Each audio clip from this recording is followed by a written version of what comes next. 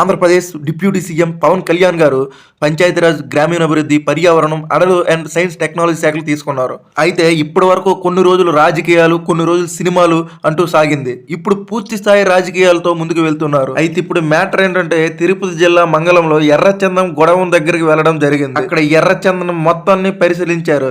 ఏ grade, B grade, C grade, non grade సరుకు వివరాలు తెలుసుకున్నారు. ఎర్రచందనం దొంగలకి బార్ కోడ్లు, లైవ్ ట్రాక్ ఏర్పాటు చేయమన్నారు. పవన్ కళ్యాణ్ గారు మాట్లాడుతూ గత ప్రభుత్వ హయాంలో దాదాపు 10,000 కోట్ల విలువైన ఎర్రచందనాన్ని అక్రమంగా రవాణా అయిందన్నారు. తిరుపతిలో మామంటూరు అడవి ప్రాంతాన్ని పరిశీలించి అడవులో దాదాపుగా 4 కిలోమీటర్ల ప్రయాణం చేసి శేషాచలం అనేక ఎర్రచందనం ఎక్కడెక్కడ ఉంటుందో సరిహద్దులు తెలుసుకున్నారు. అడవిలో మొత్తం తిరిగి పరిశీలించి కొన్ని చోట్ల మొక్కలు నాటిన తరువాత ప్రెస్ మీట్ పెట్టడం జరిగింది. ప్రెస్ మీట్ పెట్టిన తర్వాత ముఖ్యంగా ఎర్రచందన స్మగ్లర్లకి స్ట్రాంగ్ వార్నింగ్ ఇచ్చారు.